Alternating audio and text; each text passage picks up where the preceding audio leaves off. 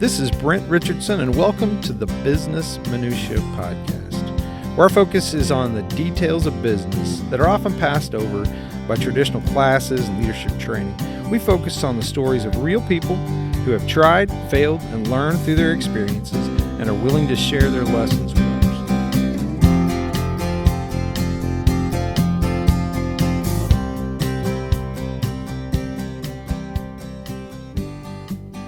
Jamie, over the past over a year now of interviews that we've done with people, we've had a mix of corporate people and a mix of small business folks and midsize.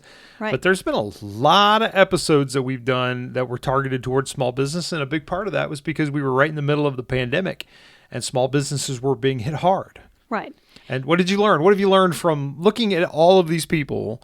We've both been told for years that we should go run a small business. And this is about it. The podcast is probably as far as I'm going to get on that because I like my job. But I love listening to and learning from small business owners, especially the ones who are successful.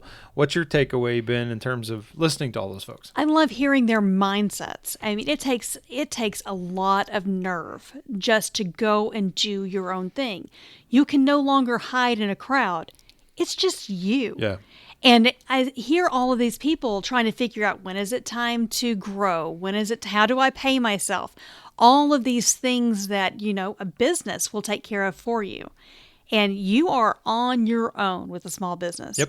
But there are a lot of similarities also. What makes people successful in a corporation also makes them successful in small business. Sure. There's just there's no fallback plan. That surprised me a little bit. I guess I expected small business to be so different from a corporate mindset or the corporate, but at the corporate background. Right. But at the same time, we heard from Dave Borski and his company in San Antonio about his work in a large corporate environment helped him scale down into a small business. Right. But you're right. It does change things. It is different for sure. There's no safety net. No. You're the buck stops with you. Yeah. Right. Which is a great and freeing thing and terrifying. A scary thing. Because if you're not good at X, whatever X is, you better get that way because there is no one else. Yeah. Or hire someone else right. to help. Yeah. Or outsource it. Right. Okay. So let's look at the 5 key things that we have taken away from these episodes. So our toolbox for folks who are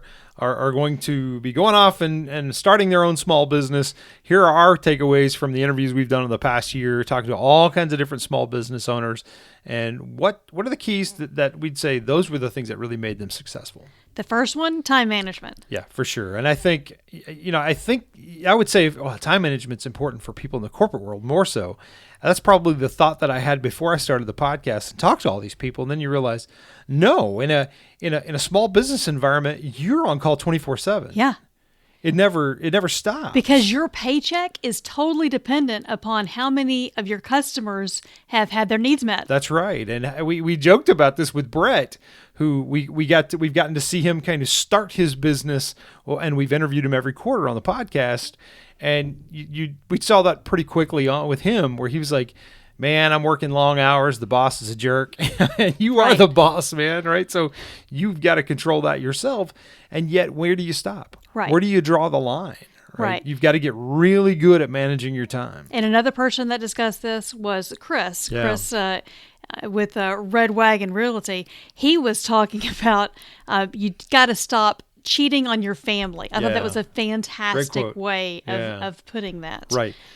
Make sure you are putting your business where your business belongs and taking care of your family as well. Which is powerful to hear for anybody if you know Kris. Yeah. So Kris, as I do know Kris pretty well, and Kris is a high bandwidth type A personality. So to hear him say, you've got to carve out time for your family, it was encouraging for me to hear even serial entrepreneurs that come across as working 80 hours a week.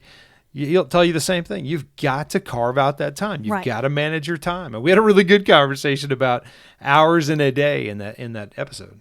And then the third one that definitely covered this was Kathy Fielder. Mm-hmm. And listening to her talk about, she had to figure out when you hit it hard and when you don't hit it hard. And when COVID hit, she was all in. She did not stop until she actually had the mask under control. Right. So when most of us were sitting back and sucking our thumbs and feeling sorry for ourselves and figuring out, is the world going to burn?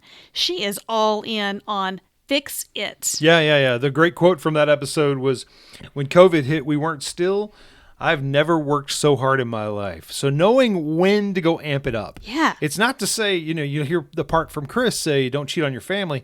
That doesn't mean you're working 30 hours a week. That means you're going to have some weeks that you're working 40 to 45, but you may have some that you're working 70. And you've got to know when to balance it. Yeah, knowing when to amp it up and say, now I need to be on top. Exactly. Right now I need to go double time and take advantage of this window and this opportunity. So time management skills are really critical. Now, it's the same in the corporate environment, but I do think it's magnified here in a small business scenario where you're the last stop. I mean, the buck stops with you. You've got to sort it out yourself. The second big topic that we heard over and over again was the need for coaching and mentoring. Yeah. And I'm very passionate about this even in a corporate environment. But in a small business case, I don't think I ever saw the need for it until I started listening and talking to people. And then you realize it could get lonely out there. Right? You had, if you were in a corporate environment and you had all these people to bounce ideas off of, your network was all around you, sitting in cubicles or offices around you, and now you are by yourself. Right.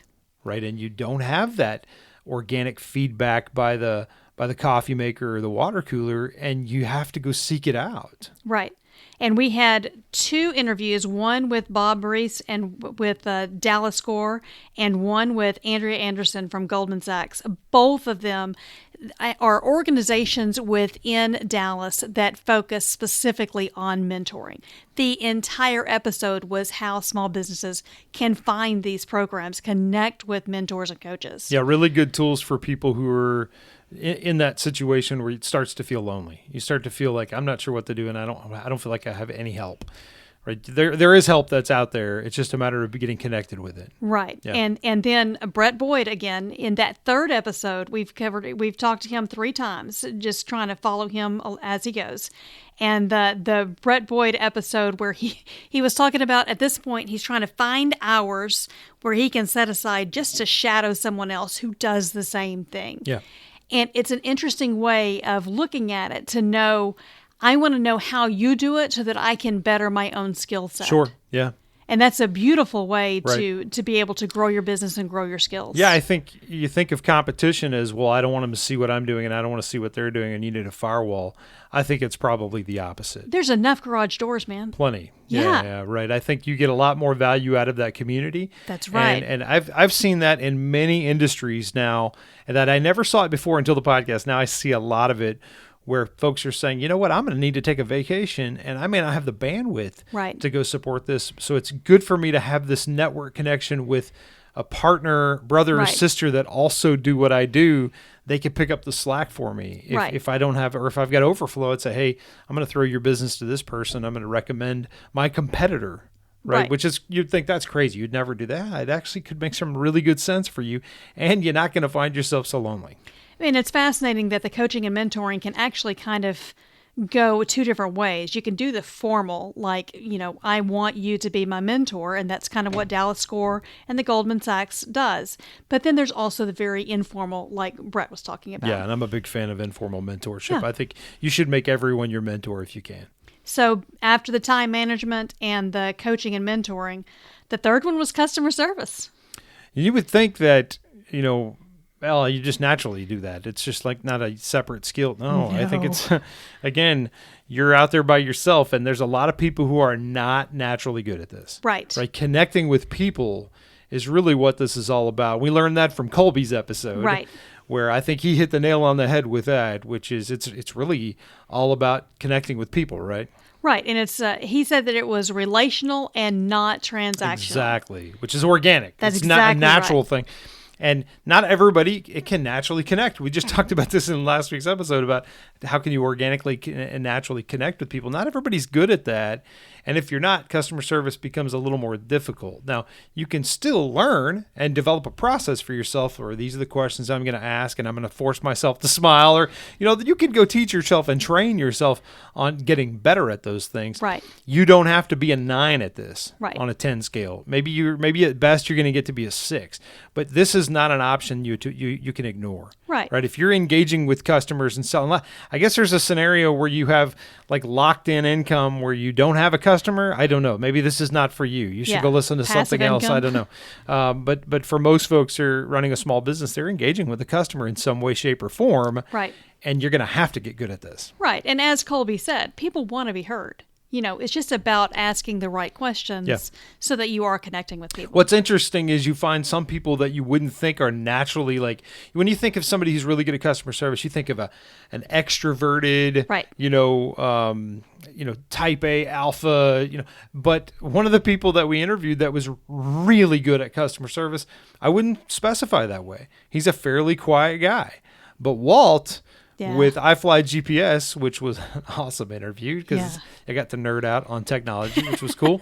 And I got to go hang out at the hangar in McKinney, which is awesome. But Walt's, that's his claim to fame for me, is his customers love him. His customers love that business. They look, because they're pilots. It's a company run by pilots for pilots. Right. So they love that, right? So I think that's all to say you can be good at this and not be the type A extrovert. Right. And you can't talk about customer service without talking about Dave Borski. His was fascinating because he took the perspective of, I learned from a big corporation and then I started my own business. And if you're in a big company, then you have to be great at customer service. You're learning to deal with all kinds of people. And he took all of the information that he learned there and was able to transform that into an amazing small business. And he's had a lot of crazy things that have gone on during the pandemic through his business. We may should do a round 2 to get an update from him. But Dave's he's good people. And the thing I remember about that episode was I got so much feedback from people saying they could tell us apart, that our voices were so similar. My own father was like, I tried to listen to your podcast. I can't tell which one of you is talking. Which is crazy because I just know both of you and I've never heard that. No, I don't think so, but that's all right. Maybe technology does that to people. So after time management, the coaching and mentoring, customer service, the next one had to have been innovation. Yeah, and this one, I don't know that it, I wouldn't say it surprised me. I think I would have. You think of innovation as in a corporate environment. That's how I think of it. Right. Right. And I think of in a small business environment, you're innovating one time, and then you're just selling the heck out of that during your lifetime. That's not how it works. Right. These folks are having to constantly challenge what they're doing and get it better, because whatever you were doing is outdated, 6 months later. And there is nothing like a pandemic to bring that need to the forefront. Absolutely. I think maybe my favorite case like this was probably the interview with Aaron Fletcher and Fletcher's Corny Dogs. And he had this really, couple of great quotes. And as I was talking to him about how corny dogs are simple, but they're not easy, right, which I can appreciate. The quantity of them that they do, maintaining quality, right, is a challenge. Right. And we had some really interesting discussions about future interesting products they might put out. You go back and listen to that. And I think some of those maybe are going to come to fruition. I got to contact Aaron again and say, hey, what's the status on the hot Cheetos? Right. So I think but the other part that I liked was his quote about, you need to stay classic, you need to stay original. And we are talking about the original corny dog. Right. So I can appreciate that. Right. You got to stay classic, you got to stay original, but then the kicker, but you don't become obsolete. Right. And that's why they're constantly looking for these new innovative things, new ways of spending their product and making things a little more intriguing and interesting and offering new things and trying new things. It just highlights the fact that just because you were successful last year or the year before, right, you won't be successful next year. Right. You need to be thinking about how you're changing the game for the next phase of your business. Right. And another great opportunity came with Kathy Fielder on this, because she was able to talk about when the pandemic hit, she was able to use all of the connections, all of her international, touchstones that she has out there, to be able to find a way to make the masks when no one could find masks. Yep, right. So her pivot there was definitely an innovative approach. Absolutely, especially considering, like, if you'd said this is the area where that innovation is going to come from, I don't think I'd have guessed that. No, I wouldn't have guessed that. No, right? So absolutely not. It really comes down to the leader and their own tenaciousness to go solve problems, right? Right. And then you had Andrea Anderson, who said, work on your business rather than in your business. This is the same quote that I got from Dave when I interviewed him. And so maybe the second time I heard it, I go, okay, I think this is an actual thing. Right. It's probably an axiom. It gets tossed around quite a bit in the small business world. Right. But and we got it as well when we were talking with Brett. Right. I think he had brought it up as, I've got to find time, which really kind of goes over into the time management piece. I've got to find time to carve out to go get better, to go see what's the new thing. I need to go check out the new technology for gates and for garage doors and these. So you've got to carve out that time to go be innovative. Otherwise, you're just going to spin your wheels, because you're going to get busy. Especially you hope you get busy, right? But if you're successful, you're going to get busy, and you're going to have to carve time out to make sure you're spending cycles thinking about strategy and innovation and how you improve these things. Right. And then the fifth quality that you just can't lose if you want to become a successful entrepreneur is self-awareness. And that sounds weird. It doesn't make logical sense. But really, if you have a deficit, then it is just going to be highlighted if you are owning your own thing. Absolutely. You've got to know what your deficit is so that you know how to cover it, how to help yourself, if you need to hire someone, if you need to outsource. And we had some great people to talk about that self-awareness. Yeah, if you're weak at customer service, or you're weak at back-end operations and finances, or whatever the thing is that you're weak at, you don't have a person in the office next to you that's strong at that. Right. This is all you. You've got to sort that out, right? So it's definitely the more, and if you're not aware of it, if you don't have an idea of what you're not good at and you think you're good at something, that ends in failure, and it's painful. And because then you realize the hard way, I'm not good at that. I thought I was, but now my business is going under. Right. And Jessica was an attorney that we had on to talk specifically about legal issues for small businesses. And that is an area where, most people just don't know the legal things, right, that go into creating an LLC and taxes and what I'm going to get in trouble for and what can I email and what can I text and all of that kind of thing. And Jessica did a great job of covering those basics. Yeah, certainly. I think in the conversation that we had with Jessica, she kind of flagged some caution for us about you need to have a certain amount of policy in place for your business. And that's just not natural for a lot of people. And it's not a natural thing, right? And some people are not good at that. They don't think like that. They want to run it fast and loose and have flexibility until you run into a problem, right? Small businesses are not all one person. You may have 4 people in your organization, or maybe you have contract labor, and now you've got to account for that. And some policies will help you manage those 4, 5, 6, 7 people for your small business. And, and not everybody's good at that. Yeah. And if you're not following those rules and you don't have your policy set up, you're opening yourself up for a lawsuit. And you don't even know. If you don't know that you're not good at this, that's the danger. That's right. But if you know, you can at least be conscious of it. You can account for it. You can put some policies in place to help you with that. Right. And then Mary Ann came on talking about the Enneagrams, which is a very powerful episode. Straight self-awareness. It's pure self-awareness. How do I figure out myself? Well, here's a great first step. Yep, absolutely. And it's a tool you can use, right? And I'm a little against tools in general. We talked about that in that episode, the dangers of the Myers-Briggs test and some of those types of things. But I think the Enneagram is pretty well respected across the industry, and if you've not heard of it, you should definitely go back and listen to the episode and figure out what type you think you are. And we're about to get into another episode where we get into some details of how different Enneagram styles interact with each other. Right. All under the premise and the concept of it being figuring out who you are. Once you know who you are, then you can lead others. Right. But until you do that, man, you got these blind spots, and you will just keep running into curbs and hitting things, and you will just leave a scattered collateral damage in your path. Right. Have you ever known leaders like that you can just tell, like, absolutely, holy cow, there is a lot of damaged people that you left behind because of your blind spots. Right. That's because you've not dedicated any energy to figuring out this self-awareness thing. Right. And then you cannot talk about self-awareness without talking about Ken Janke. He's the king of self-awareness for me. Yeah. Right. I every time I'm around the guy, I wind up evaluating myself somehow because he asks good questions. Right. He asks questions where I'm like, well, Ken, I always want to talk about the weather, and now you're challenging my philosophy on life, Right. And it's never a bad thing. I just leave going, well, heck, I don't know, Ken. I've never thought about it like that. Why you got to keep asking crazy questions? Right. But every time I wind up learning something about myself. And the episode we did earlier this year on finding your why, I actually got some really good feedback from people that were about to start their small business. Yeah. Some people that already have. I haven't got permission to interview them yet, but I want to. That started there, and they listened to that episode and said, I was kind of floundering with how to go get my business together. Right. They had a bunch of different pieces, but how do I get all these pieces together?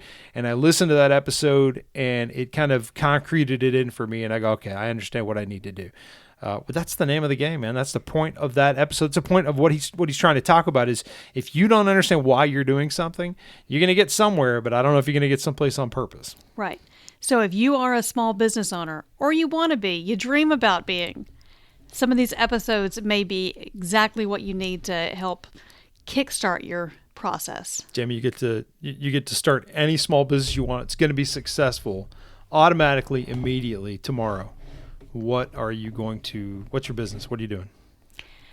I'm kind of already doing it, but it's not a business in which I'm making money. But legacy is that for me. Yeah, I agree. I think if I was what's the term? Independently wealthy and could do whatever I want, I still don't think I would quit my job because I enjoy my job. I do.